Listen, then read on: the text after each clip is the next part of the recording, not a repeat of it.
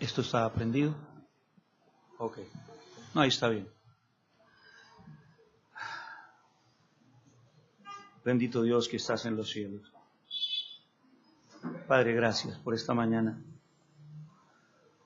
Gracias por esta mañana maravillosa, por este tiempo hermoso que estamos viviendo. Todo ha sido preparado para ti, Señor. El clima está hermoso. Los hermanos están aquí. Estamos aquí para adorarte y glorificarte, Señor. Gracias por todos los que podemos sacar tiempo para ti, porque eres tú el que nos ayuda a sacar el tiempo, si no, aquí no estuviéramos, Señor. Permite que lo que se enseñe hoy esté bajo tu guía, que no nos apartemos ni un centímetro a izquierda ni a derecha, Dios.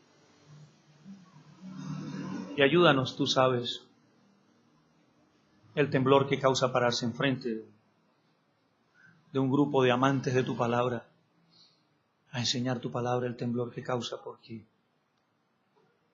tu palabra tiene que ser respetada, con toda responsabilidad tiene que ser enseñada. Ayúdame, Señor, en el nombre de tu Hijo amado Jesús, y que sea para edificación de las vidas de quienes aquí están, de los que estamos aquí, porque tu palabra es una espada de dos filos. En el nombre de tu Hijo amado Jesús oramos, en el nombre que es sobre todo nombre, en el único nombre que fue dado a los hombres por el cual podemos ser salvos, en el nombre de Jesús de Nazaret. Gracias, Padre. Amén. Qué lindo poder estar con ustedes. Es un gozo muy grande, es un privilegio muy grande. Pararse enfrente de una congregación. Es un verdadero privilegio. Todo el que lo haya experimentado sabrá lo que se siente, el temor que se siente. Eso se tiembla porque cuidado, vas a decir algo que sea tuyo, que no sea del Señor. Y sobre todo el gozo de servirle. Porque el que busca protagonismo no tiene ni la más mínima idea para qué lo puso Dios. Bueno, creo que son 45 minutos, 50 minutos. ¿Sí? Bueno, gracias al Señor. Haremos lo posible. Empezaron la serie del matrimonio. Y de seguro habrá muchas enseñanzas sobre el matrimonio. Eso no se puede tocar en 2 domingos ni 3, posiblemente 4 o 5, y eso quedará corto. Porque son muchas las cosas que hablar del matrimonio. Porque ahí va pegada la familia cristiana, y ahí van pegados los hijos. Dios le bendiga, sierva, me gozo de verlo. Ahí van pegados muchos temas.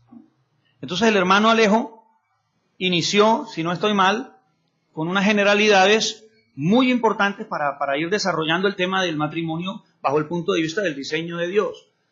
Yo aquí tengo un pequeño resumen, por si alguno no veo, es muy cortico, solamente 4 o 5 frases, para que recordemos y nos ubiquemos.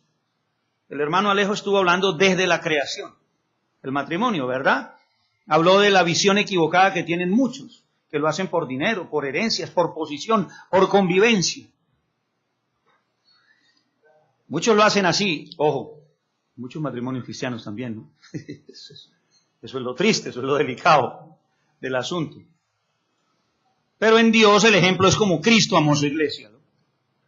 Otro tema, ustedes vieron pues con el hermano Alejo 3 puntos importantes que eran iguales en dignidad pero diferentes en funciones, ¿no? El esposo y la esposa. Esto lo creó Dios, esto lo basaron desde la creación. Es que eso es lo bonito, poder coger un tema y agarrar desde el principio y llevarlo por toda la Biblia. Porque así al final no va a poder haber excusa. Como hacen los que irresponsablemente interpretan la palabra y cogen un texto más adelante y ve, aquí dice la Biblia esto. No, hermano, es que el diseño de Dios viene desde arriba.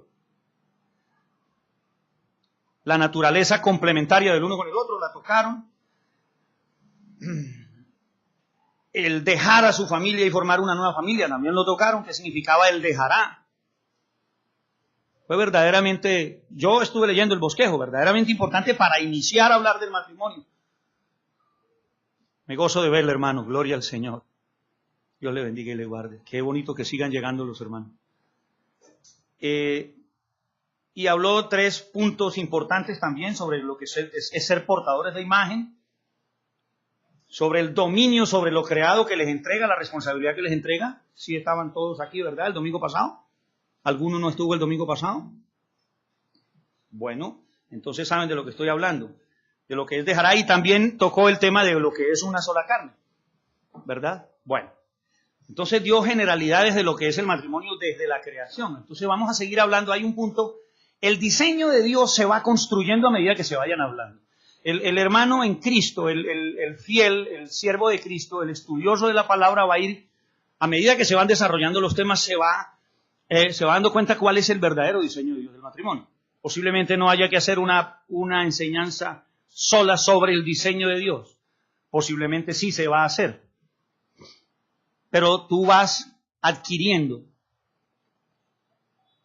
el diseño a medida que vas desarrollando el tema, porque habrá cosas que tocar, por ejemplo, el rol de la mujer, el rol del esposo, y no son temas que se tocan en una sola enseñanza. Posiblemente se hagan de manera muy somera, el papel de los hijos, la intimidad, una cantidad de cosas. Cuando separarse, ¿por qué no separarse? ¿Separarse? Estas son muchas cosas que hay que tocar en el matrimonio. Yo quiero tocar un tema especial hoy cortico con 4 causas posibles, que es una pregunta. Entonces la enseñanza de hoy yo la quiero desarrollar con una pregunta. ¿Dios está en el centro? Eso es lo que quiero que toquemos hoy. Si ya vimos desde la creación cómo fue creando Dios la pareja y qué instrucciones les dio, ahora yo me pregunto, ¿Dios está en el centro? Obviamente que esta pregunta cabe para cristianos, para hermanos en Cristo. Porque uno supondría, bíblicamente, que una pareja impía no tiene a Dios en el centro. Está llevando las cosas con sus fuerzas, con sus estrategias, con sus opiniones, pero no con Dios en el centro. ¿Por qué? Porque no se guía por la Biblia. Y si usted no se guía por la Biblia, Dios no está en el centro. Y ojo, hay una imagen de Dios ahí, yo respeto mucho. No quiero decir con esto que sea tan absolutamente matemático todo lo que se diga. ¿Por qué? Pues cuando no éramos redimidos, antes de conocer de Cristo y del Evangelio, pues también teníamos la imagen de Dios y había un temor. Recuerde que la Biblia lo dice, ¿verdad? Entonces, sí, hay muchas parejas, incluso triste ver que algunas parejas del mundo muchas veces se llevan mejor que las cristianas. Eso es extraño. Pero hay algo raro ahí, ellos no glorifican a Dios, el otro ya conoce el Evangelio y glorifica al Señor. Entonces, ¿Dios está en el centro? Eso lo vamos a desarrollar muy corto. Al final, les agradezco si tienen algún aporte o alguna preguntita que hacer, lo hacemos, lo compartimos. Yo trato de desarrollar esto en 40 minutos, es muy corto. Pues tenía que desarrollar 2 cosas cortas para el sermón también, entonces compartimos al final y tratamos de no profundizar mucho en muchas cosas, trataremos porque hay que dar campo para. Amén. Entonces, ya entrando hoy, a manera de generalidades antes de hablar las causas, lo primero que yo tengo que decir, hermanos, sin el temor de equivocarme quizá, es que Dios no está en el centro si el matrimonio no está funcionando conforme a su diseño. Yo sé que lo que acabo de decir es riesgoso. Dios no está en el centro si el matrimonio no está funcionando conforme a su diseño. Conforme a su diseño. Hermano, pero es que todos los matrimonios tienen problemas. Yo no he dicho eso. Yo no he dicho que no tengan problemas. Claro que sí tienen problemas. Y matrimonios cristianos. Me imagino las peloteras que había entre Agar y Sara. Y lo que tenía que soportar el pobre Abraham. A ver, una situación distinta, obviamente. Por propósito de Dios, hubo un hijo por fuera del matrimonio. Pero bueno, imagino la situación que vivía Abraham con Sara. Entonces yo no estoy diciendo con esto que no haya problemas. Estoy diciendo que si no está funcionando conforme a su diseño, por todas las cosas que conocemos hoy, Dios no está en el centro. Porque ¿qué significa que Dios está en el centro? Va a ser imposible. Va a ser imposible que Él esté en el centro de algo que Él no ha diseñado. Estas son generalidades que quiero que entendamos. Va a ser imposible que Dios esté en el centro de algo que Él no ha diseñado. Cuando el hombre desviado diseña cosas distintas, hermano, siento mucho, ahí no está Dios. Partamos de ahí. Él sabe perfectamente todo lo que está... con esta frase no quiero decir que Él no tenga el control, ¿no? También es importante aclarar un poco porque después se puede prestar para confusión. Esto que estoy diciendo no significa que Dios no tenga el control, no. Dios tiene el control y Él sabrá hasta cuándo permitir esa relación así, hasta cuándo redimir, hasta cuándo transformar los corazones y hasta cuándo lograr y hacer dentro del hombre y la mujer que ese matrimonio ahora sí se guíe conforme a su diseño. Eso es soberanía de Él.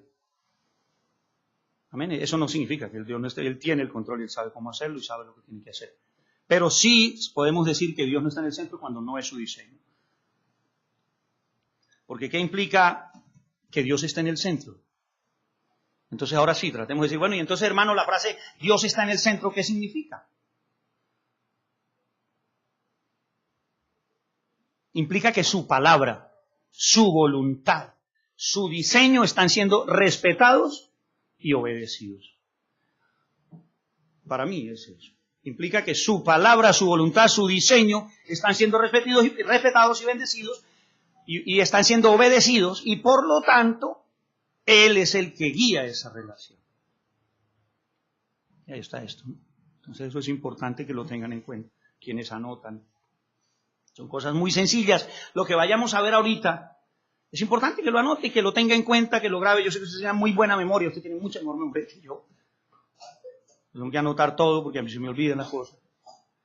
Porque es que si usted está teniendo problemas en su matrimonio cristiano, pues aquí hay cosas que usted sabe, que ya se las han dicho, que las ha visto en las iglesias de donde viene y las ha visto aquí, pero es bueno estarlas recordando.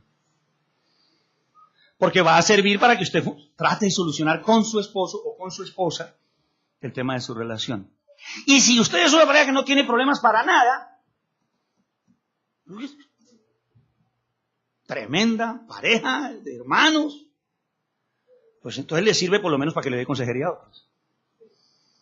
Porque para eso estamos en la iglesia, para aprender, para enriquecernos con todos los hermanos. Amén. Gloria al Señor. Entonces,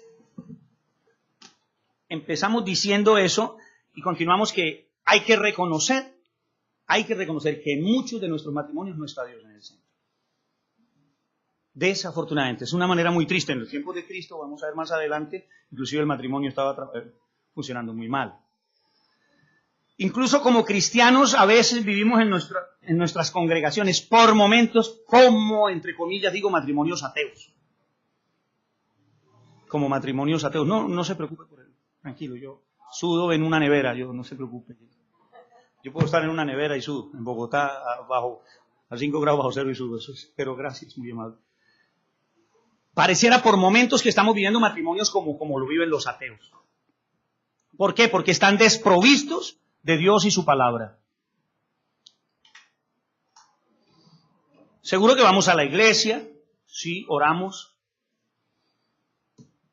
leemos la Biblia, incluso usamos los medios de gracia en algunas ocasiones.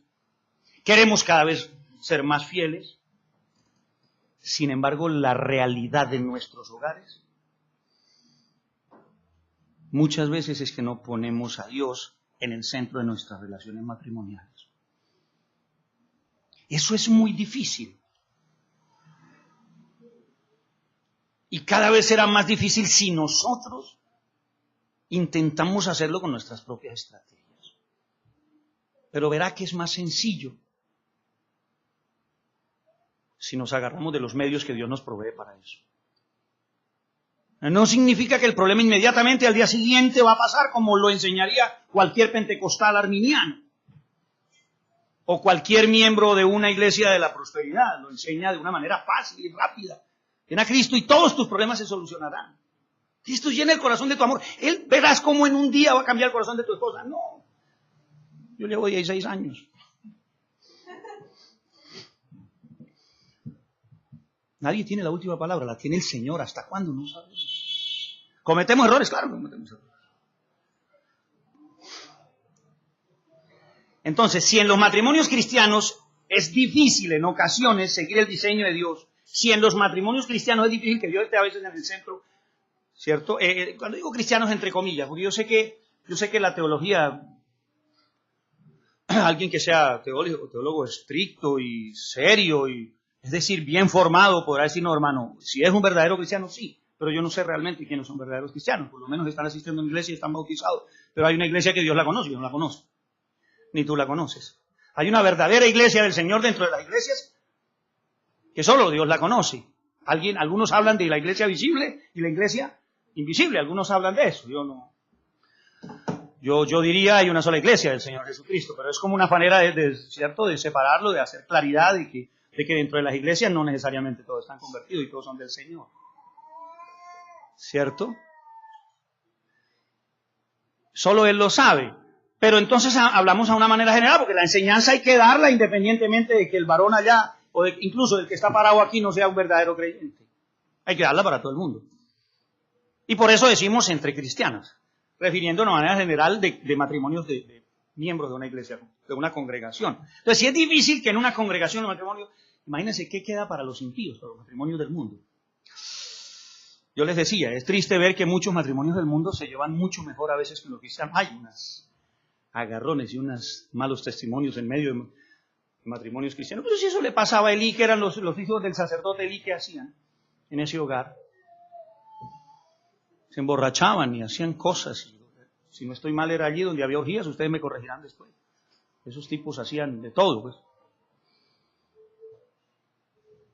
Y no solamente eso, hay muchos otros casos Y hoy en día, entonces esa influencia de allá está llegando tremendamente a los matrimonios cristianos. Está llegando de una manera bárbara. Porque yo creo que hoy en día, yo creo que todos nos damos cuenta, quizás la institución más desacreditada hoy en día es el matrimonio. Una institución dejada por Dios para todo el mundo y por la crisis de valores y por el abandono de los roles, que serán un tema que tratarán adelante del rol de la mujer y el hombre, porque hay roles dados, funciones, que Dios explica por qué muy claro en su palabra, por qué te pone a ti a hacer esto y por qué pone a él a hacer esto. Y por qué no tú debes hacer esto y tú no debes hacer esto. No, esos son roles que Dios estableció y todas las cosas funcionarán bien para el diseño de Dios. Entonces ese abandono de roles verdaderos, de mezcla de roles, haz tú esto y yo mientras tanto me encargo de esto, y terminan a veces haciendo el uno cosas del otro, así no funciona.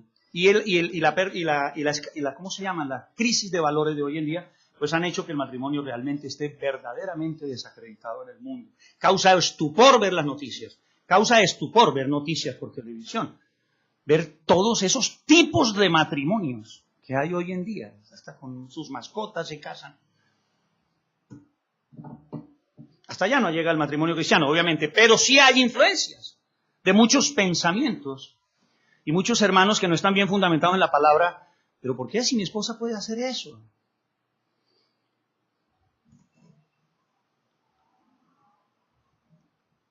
Incluso lo que reclaman hoy como normal, todas esas colectividades modernas, ya lo sabemos, quiero citar eso habrá su tiempo para enseñarlo y habrá su tiempo para estudiarlo, no es hoy. Y estamos como regresando en el tiempo. A mí me gusta unos ejemplos que coloca el pastor Núñez en una de sus enseñanzas que yo veía. El tema de los valores y del diseño como que avanza por momentos y retrocede, avanza y retrocede, avanza y retrocede. Son los ataques que recibe el matrimonio. Pero cada avance es más pequeño que el retroceso. Cada avance es como si usted estuviera haciendo esto y luego esto. Luego esto y luego esto. ¿Me entiende? Entonces se va yendo cada vez más para atrás. En los tiempos de Jesús, por ejemplo, cuando Cristo vino, el matrimonio tenía muy poco valor entre los hebreos, incluso, eso es triste reconocerlo, había muy poco valor y había enseñanzas que no eran correctas, que eran de acuerdo a lo que ellos pensaban y se imaginaban. Y había una influencia grande entre la filosofía y los pensadores y los políticos de esa época. Cita unas frases, por ejemplo, quiero citar para que se den cuenta,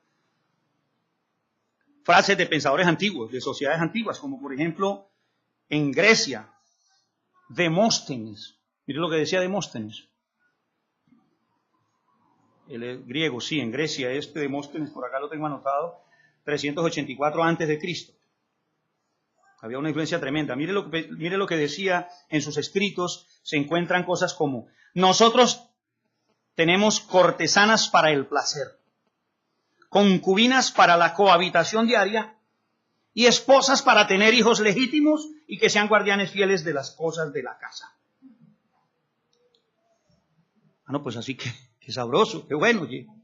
No haber nacido en ese tiempo, dirá algún hermano. Terrible. Repito lo que sostenían pensadores y políticos griegos en esa época. Nosotros tenemos cortesanas para el placer, concubinas para la cohabitación diaria y esposas para tener hijos legítimos y que sean guardianes fieles de las cosas de la casa. ¿No iba a influenciar eso entre los matrimonios? Claro, eso influenciaba. Séneca, romano, más adelante. Ya este es del siglo IV, del año 4 antes de Cristo al 65 después de Cristo. Séneca ya es romano, ya es en los tiempos de Cristo. Y mire lo que decía Séneca: ¿las mujeres se casan para divorciarse o están divorciadas para casarse? Influenciaban esas frases, ¿no? En ese momento.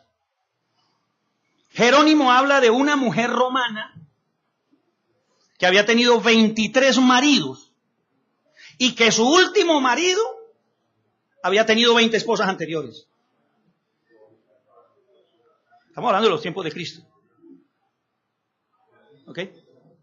Y claro, cuando el cristianismo fue impactando las sociedades y fue impactando al mundo, porque vino luego la conversión entre comillas, de Constantino, y vino la tanta conversión masiva al cristianismo, pues de todas maneras la enseñanza de los diseños de Dios fueron impactando y se fueron logrando avances a través de la historia. Avances como, por ejemplo, leyes en contra de la poligamia, leyes que protegen a la divorciada, a la que está desamparada. Entonces se iban logrando avances, pero de nuevo, retrocesos. Avances y luego retrocesos. Así ha ido moviéndose esto. Los diseños, de casualidad, ¿no? Lo que el mundo nos ofrece es tremendo. Y posiblemente quedó en la grabación eso. Bonito consejo que lleva el hombre allá afuera.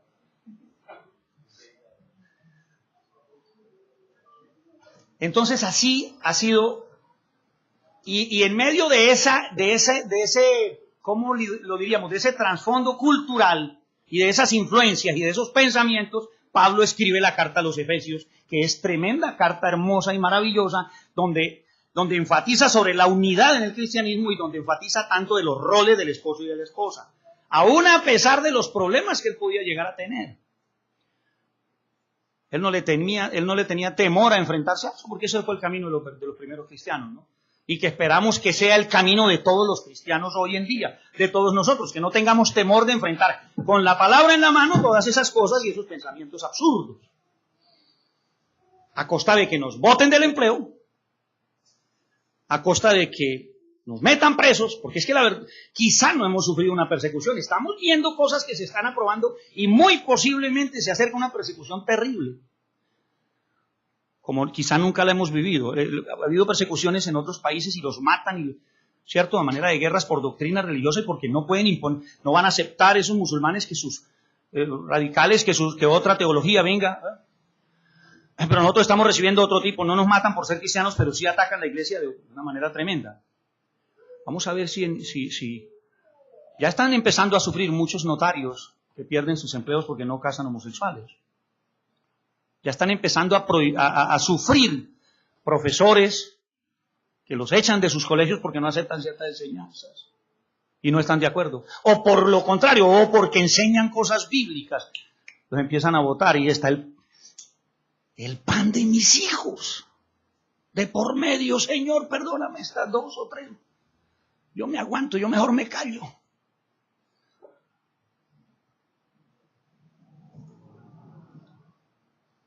Entonces ahora sí vamos a empezar a desarrollar, que es una generalidad.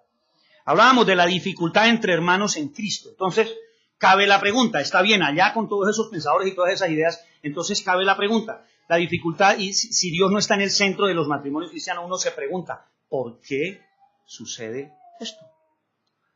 ¿Cómo puede suceder esto si nosotros somos redimidos, conocedores de la palabra, hemos sido transformados? ¿Por qué es posible que Dios no esté en el centro de nuestra relación? Es aquí cuando yo quiero que estos 4 punticos que los desarrollamos en 10 minuticos nomás y compartimos lo que quieran y luego descansamos. Usted los tenga en cuenta. Y vuelvo y le digo, seguramente que los ha hablado con muchos hermanos, los sabe. Es bueno que se lo recuerden a uno.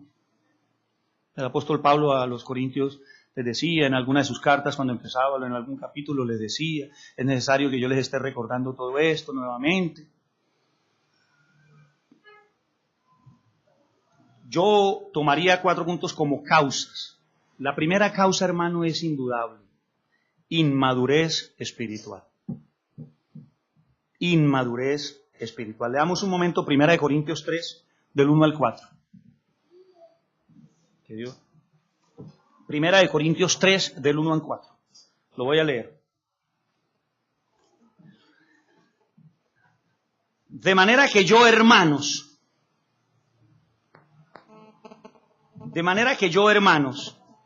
no pude hablaros como espirituales, sino como a carnales, como a niños en Cristo. ¿Sí? Capítulo 3, del verso 1 al 4. De manera que yo, hermanos, no pude hablaros como a espirituales, sino como a carnales, como a niños en Cristo. Os di a beber leche y no vianda, porque aún no erais capaces, ni sois capaces todavía, porque aún sois carnales. Pues habiendo entre vosotros celos, contiendas y disensiones, ¿no sois carnales y andáis como hombres? Porque diciendo el uno, yo ciertamente soy de Pablo, y el otro, yo soy de Apolos, ¿no sois carnales? Aquí está describiendo Pablo una inmadurez espiritual tremenda en miembros de la iglesia de Corinto. Sabemos por estudios que la iglesia de Corinto tenía muchísimos problemas. ¿Ok? Entonces está resaltando esa inmadurez espiritual de la cual estamos hablando hoy para que en muchos matrimonios no pase eso. Allá pasaban cosas tremendas. Y entendemos que este texto está escrito en el contexto de la congregación. Ok, cualquiera podrá decirme, hermano, pero es que ahí está hablando de los problemas que había congregacionales. Sí, claro que sí. Pero yo quiero resaltar la inmadurez espiritual. ¿Por qué? Allí ocurría de todo, hasta, si recordamos la carta, no es necesario abrirla, que hasta el uno había tomado la esposa del otro, y no sé qué, una cantidad de cosas, había unos casos. Pues imagínense si así eran en la iglesia, ¿cómo sería en sus casas?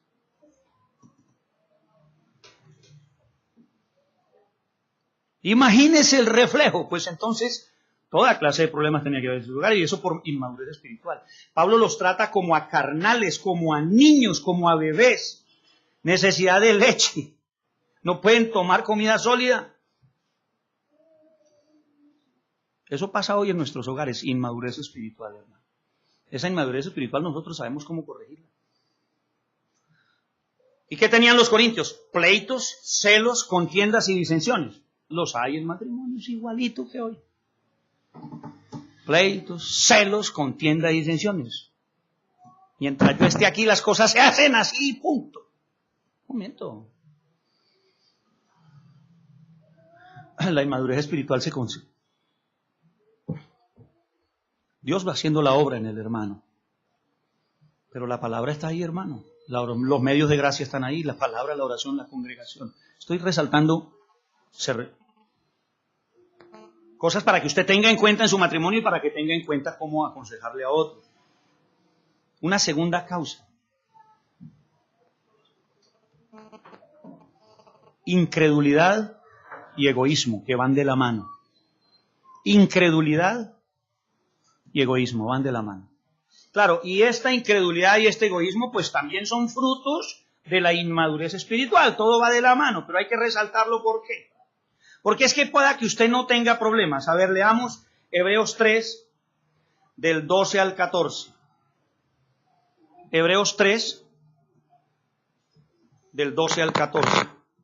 Se oye bien, ¿verdad? Se oye más que bien. El lugar es pequeño y gracias al Señor y esto. Hebreos 3, ¿lo tenemos? Yo siempre, un tiempito, porque hay gente más experta en buscar la Biblia, eso es rapidito. Y hay otros que es despacito, así que tienen paciencia con eso. Hebreos 3, del 12 al 14 dice, mirad, hermanos, que no haya en ninguno de vosotros corazón malo de incredulidad para apartarse del Dios vivo. Antes exhortaos los unos a los otros cada día, entre tanto que se dice hoy, para que ninguno de vosotros se endurezca por el engaño del pecado, porque somos hechos participantes de Cristo, con tal que retengamos firme hasta el fin nuestra confianza del principio. Esa confianza es la fe que aprendimos. ¿No? Y volvemos, respetando el contexto de lo que está hablando el autor de Hebreos. Aquí está hablando de corazones malos de incredulidad. Observe el primer detalle. Ahí le está escribiendo a quienes, a cristianos. Le está escribiendo a cristianos. Mire lo que dice la primera palabrita. Mirad ¿qué? Hermanos. Mirad hermanos. Segundo, advierte sobre la incredulidad con consecuencias tremendas. Consecuencias tremendas trae la incredulidad. Y es apartarse del Dios vivo y tener corazones engañados. ¿Por qué esta causa la estoy colocando aquí para matrimonios entre miembros de una congregación donde parece que Dios no está en el centro? Porque puede hacer que usted no tenga los problemas de los que hablábamos ahorita en los casos donde haya demasiada inmadurez espiritual, porque ya puede ser que usted no esté en el primer caso de una inmadurez total, sino que está siendo formado en el Señor, pero todavía hay muchas cositas en donde todavía tiene incredulidad. Entonces hagámonos unas preguntas nosotros aquí mismo a nuestro interior. Hagámonos autocuestionamientos, autopreguntas. Me pregunto yo, piense ahorita un poco en su matrimonio.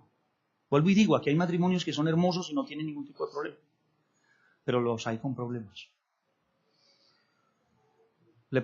Pregunto para mí. ¿Refleja mi caminar el de un fiel a su fe? ¿Refleja mi caminar el caminar de una persona fiel a su fe? ¿Sufro de incredulidad y temor cada vez que hay alguna situación extraña, difícil en la casa? En esa situación, ¿tengo puesta mi confianza en Dios? La incredulidad tiene dos facetas.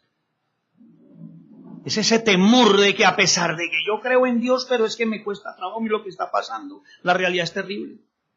Y la otra faceta de la incredulidad es realmente no creer en las promesas. Creer que eso fue para otros tiempos o estar bien con problemas de doctrina, ¿no? ¿Tiene su confianza puesta en Dios?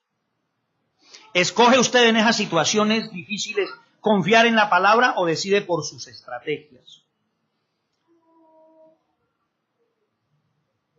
Estamos hablando de un matrimonio congregacional, en las congregaciones. Hermano, la verdad es que yo sí oro con mi esposa y sí establecemos estrategias porque, claro que hay que tenerlas, hay que orar. Bueno, si es así, es muy bien. Pero si estamos desesperados, no, lo que hay que hacer es esto. Y actuamos rápido, y empiezan a haber problemas en los resultados y no era como queríamos. Claro, no oramos, no buscamos apoyo, no acudimos a la congregación, nos da pena estar disque molestándole la vida a los hermanos. Cuando tenemos problemas, nosotros no somos seres individuales absolutos en lo que tiene que ver con la coinonía, con la comunión. ¿Por qué Dios creó, por qué Dios estableció las congregaciones? Es importantísimo que en todo momento estemos recordando todos los textos que yo pudiera utilizar de ayuda, no dejando de congregar como muchos tienen por costumbre. La congregación está allí. Es muy común decir en otras situaciones, es muy común decir en hermanos, esposos, no, es que el genio que ella tiene es terrible, yo la conozco, yo sé lo que tengo que decirle, pero yo prefiero evitarme problemas, dejemos eso así, y que eso vaya pasando y minando y que ya la situación se vuelve absolutamente incontrolable y entonces el papel de cabeza de hogar está funcionando con argumentos que tengo que colocar. ¿Le teme realmente a una situación difícil? O también escuchar en esposas, por ejemplo, ¿por qué si yo estoy preparada también? Yo puedo controlar esa situación, porque tengo que estar haciendo siempre lo que él dice. Entonces, ¿dónde queda la sujeción y dónde queda el humillarse? Respecto de todos esos ejemplos, en Marcos 10:43 yo lo voy leyendo, si alcanza a verlo, pues se nos va pasando el tiempo. En Marcos 10:43 hay un texto que a mí me gusta mucho para eso. En Marcos 10:43 dice, 43 y 44 dice, pero no será así entre vosotros, sino que el que quiera hacerse grande entre vosotros será vuestro servidor, y el que de vosotros quiera ser el primero será siervo de todos. Aquellos que quieren buscar posición, pasa con muchas esposas en el hogar. O muchos hombres que también quieren buscar posiciones más allá de lo que quieren, incluso en sus organizaciones. Entonces viene la humildad que no se está teniendo. Va pegada, por eso hablaba yo de la segunda causa, incredulidad y egoísmo, porque van de la mano. Conduce al egoísmo, al querer yo hacer las cosas como a mí me parece, bajo mi punto de vista. Eso sucede en los matrimonios cristianos. Tenga en cuenta todos estos aspectos, vuelvo y le digo, porque tiene que ser enriquecedor para nuestras vidas. Dice, no será así entre vosotros. Él viene hablando de los gentiles. En el contexto anterior podemos ver que habla sino que el que quiera hacerse grande entre vosotros será vuestro servidor. Baje la guardia, busque la palabra. Nuevamente busque los medios de gracia para el matrimonio. Y yo sé que habrá argumentos, sí, es que es muy difícil minimizar cada situación de dificultad que se presenta en el matrimonio, es muy difícil. Muchos llevamos aquí bastantes años, yo llevo más de 20 años casado, algunos tienen más poco tiempo, 5, 6, 7 años, habrá matrimonios aquí, incluso que ya han sido separados y vueltos a unir en otra, o habrá matrimonios aquí de 30 y 40 años, yo tengo 20 y algo de años, de 25 años más o menos, sí, casado con mi esposa, sobreviviendo.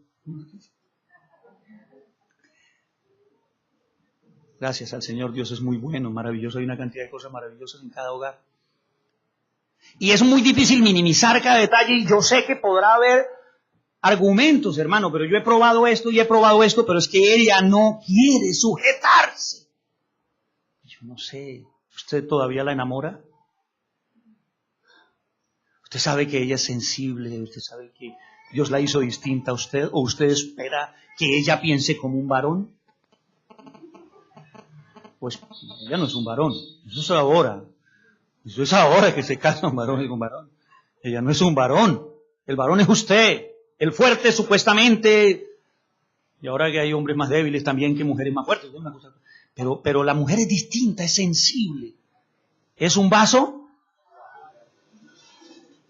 Y lo mismo pasa con ella, ¿no? Pero es que lo que pasa es que él quiere y no puede. Y usted recuerda la responsabilidad que Dios le dio a él. Por lo que le va a pedir cuentas, usted está permitiendo que él toma y asume esa responsabilidad. O usted está tratando de coger centímetros que le corresponden a él. Y hermano, perdone. Porque la palabra de Dios hace eso, lo va apoyando a uno y uno. ¿Y si la palabra de Dios no hace eso? Vámonos para una iglesia centro bíblico y esas cosas. Perdonen el nombre si se ofenden. Donde Dios está. Cristo te ama, hermano. Dios tiene grandes cosas para ti. ¡Wow!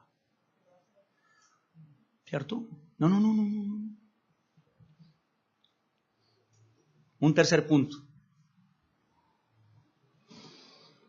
Tenemos una relación sin glorificar a Dios.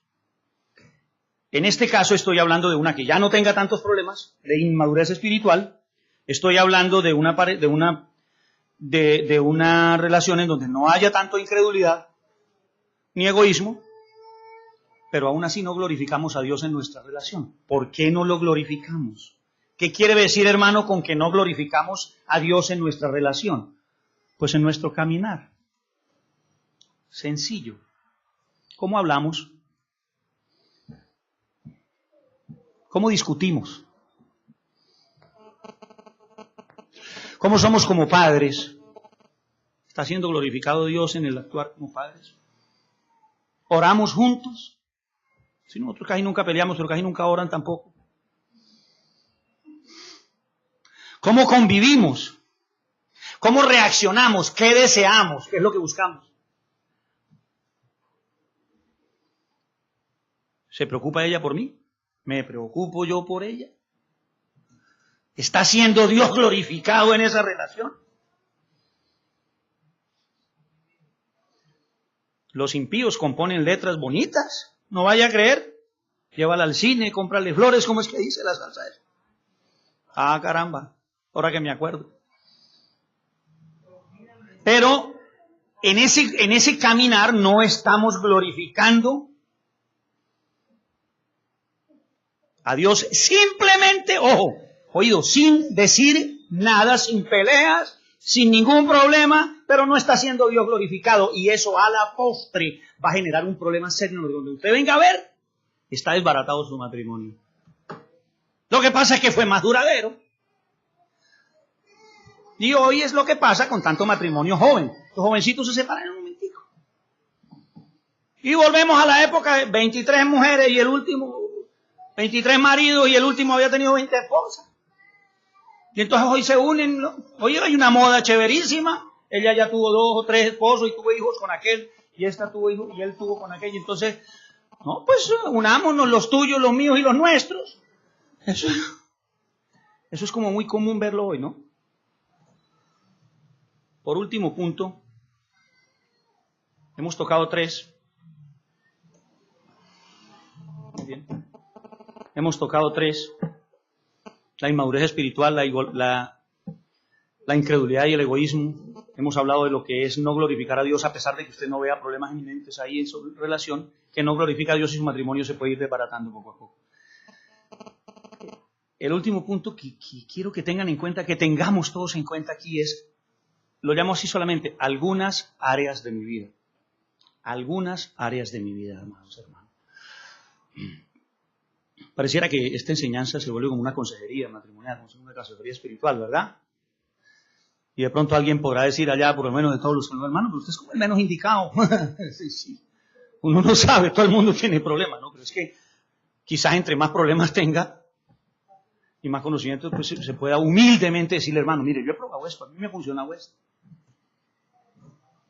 Algunas áreas de mi vida. ¿A qué me refiero con algunas áreas de mi vida?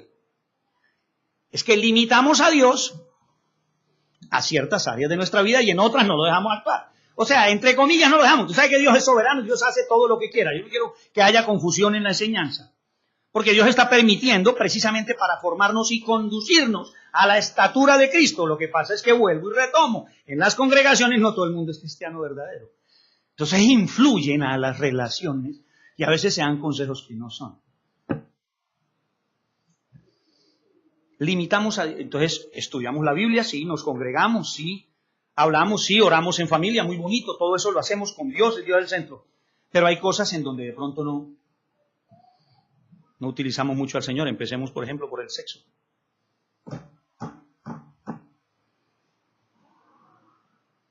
Eso requiere de una enseñanza tremenda, completa, algún día algún hermano, las relaciones íntimas entre parejas cristianas.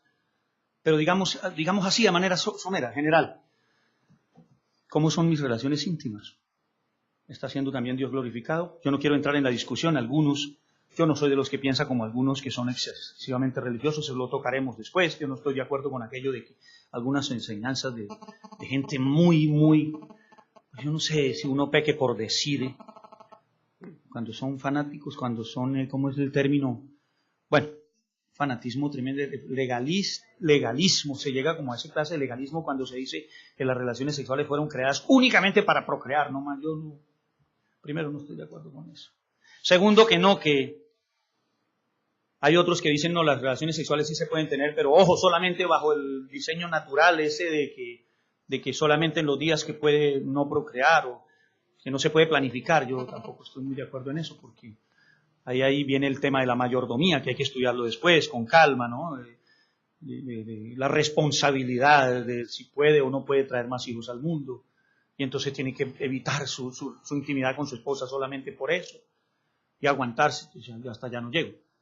Pero mi pregunta es, ¿está siendo Dios glorificado incluso hasta en el área esa? He mirado con mi esposa cómo es mi intimidad con ella. Porque es que hay un diseño también. Y el mundo nos está ofreciendo cantidad de placeres y cosas y formas y estilos que de pronto no corresponden a una intimidad correcta dentro de los hijos de Dios. De pronto saben a qué me estoy refiriendo, ¿no?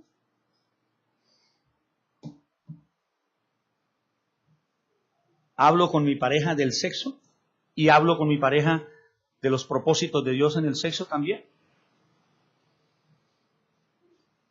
Disfruta y deleítate con la mujer de tu juventud, con la mujer con la que estás casado, y hasta dónde podemos llegar, que es todas esas cosas. Estoy también glorificando a Dios en esa área. Ojo que por ahí empiezan problemas serios, verdaderamente serios en los matrimonios cristianos. Segundo, el dinero. Esto está dentro del último punto, las áreas de mi vida. Estoy tocando el dinero. Nos preocupa más la provisión que nuestra relación. Estamos más preocupados por la provisión que por nuestra relación. Ese es un tema importantísimo que lo tengan en cuenta, hermanos. Claro, tenemos que sostenernos, tenemos que salir adelante, pero ¿qué está por encima? ¿Qué tuvimos? ¿Qué nos dio Dios para salir adelante? Una pareja y unos hijos. Somos buenos y correctos administradores de nuestros bienes, estamos gastando más. Pues yo sé que hay familias supremamente bendecidas, con unos salarios tremendamente grandes, y en la medida en que tienen más, pues compran más y gastan más, y no se dan cuenta cuando caen en aquello que dice, gastáis en vuestros deleites, es que dice la palabra. Y entonces, ¿a cuántas personas ayudas? ¿A cuántos hermanos de la congregación ayudas? Es más, ¿estás ayudando a la congregación como debieras?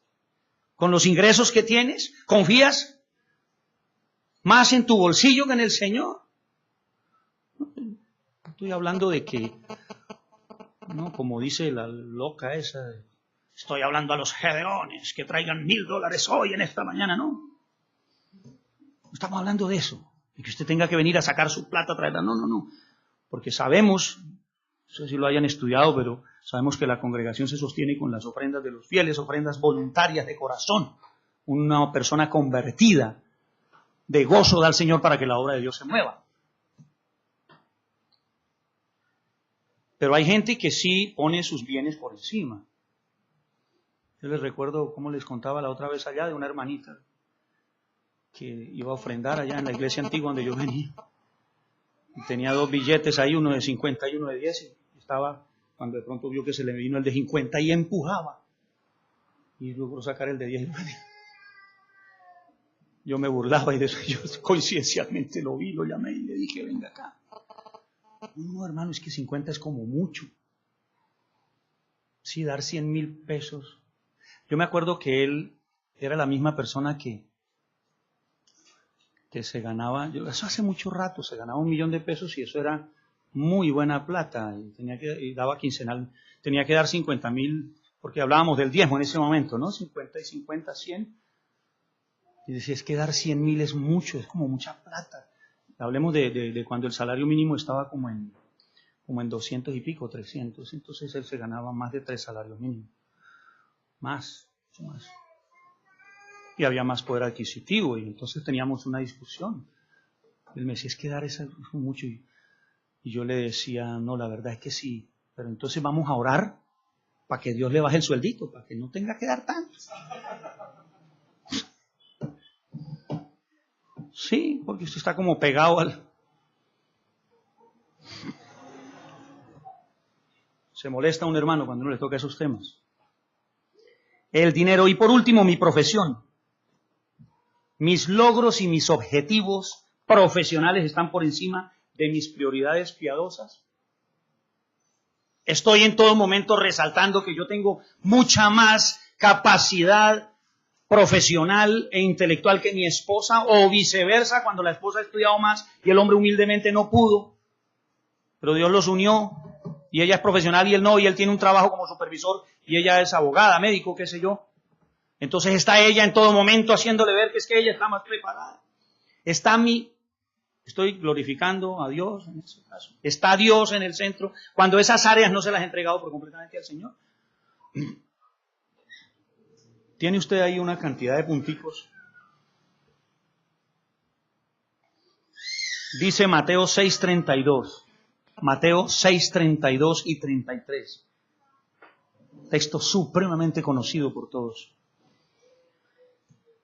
Porque los gentiles buscan todas estas cosas, pero vuestro Padre Celestial sabe que tenéis necesidad de todas estas cosas. Mas buscad primeramente el reino de Dios y su justicia, y todas estas cosas os serán añadidas. Cuando uno lee el texto y dice, oye, sí, tiene que ver con esto. ¡Wow! Sí. ¿Cómo dejamos de leer la palabra? ¿Cómo permitimos que en ciertas áreas de nuestra vida se vaya desbaratando nuestra relación y no nos damos cuenta? La cosa va tan bonita también, pero va minando un problema, porque es que dice la Biblia, no es mentira, esto no es pentecostalismo. El diablo anda como ¿qué? León rugiente buscando a quien devorar, y él va haciendo daño sutilmente. Hay daños que son directos, inmediatos, infidelidades vistas, pero hay cositas que van acabando con el matrimonio poco a poco. A la vuelta de 5 o 10 años ya esto es insostenible y no saben ni siquiera cómo empezó el problema. Hay negocios que se quiebran y no se dieron cuenta que cada mes vendían 500 pesitos menos. Valga la comparación, es decir, y cuando vienen a ver a la vuelta de 10 años están vendiendo un poquito menos y los gastos son los mismos y están con los bancos así, nos quebramos. ¿Y por qué nos quebramos? Así pasa con los matrimonios, amados hermanos. Esto pareciera como muy infantil, muy trivial decirlo de estos términos, pero mi corazón está que sea todo bien entendido, ¿no, hermano? Bueno, yo creo que estamos terminando. Déjenme hacer unas reflexiones finales y ustedes, de pronto alguien, ya el tiempo está cumplido. Me pasé, ¿no? 5 minutos. Ese es el tema. Las reflexiones finales, las leo. Si como pareja cristiana lo único que nos mantiene unidos es el sencillo vínculo matrimonial, no somos mejor que ninguna pareja mundana. Claro, nosotros estamos unidos porque estamos casados, no somos mejor que ningún mundano. Un consejo. Segundo, un consejo. Para poner a Dios en el centro, empiece a preguntarse con su pareja. ¿Y Dios? Es una bonita pregunta que hacerse. ¿Y Dios? Persiga los medios de gracia. Visite la iglesia con regularidad. Comprométase con la congregación. Confíe en la supervisión de ancianos y pastores en su matrimonio. Confíe en ellos. Construya la comunión cristiana que apoye y proteja su relación. Tenga una vida devocional con su pareja. Esto de la comunión cristiana es importante, ¿no? Es verdaderamente importante. Y ojo, con personas que sepan dar consejería. Oye, para dar consejería hay que estar preparado, hay que estar bien preparado y fundamentado en la palabra, que no pase como las hermanas aquellas que la una llamaba a la otra y le decía, ay hermanita, si viera lo que me pasó en estos días. Y empieza a contarle el daño que tuvo en la licuadora. Preciso acabaron de echar a mi esposo. Y mi hijo que no quiere salir de esa amistad y 3 y 4 problemas, y la otra con su consejería lo que le dice es, ay mi hermana, si por allá llueve, por aquí no es campo. ¿Qué consejería es esa? Imagínate un apoyo de esos. Para dar consejería hay que estar bien preparados, hermanos. Por último, ame a su pareja. Ámela. Ámela. Dios le dio una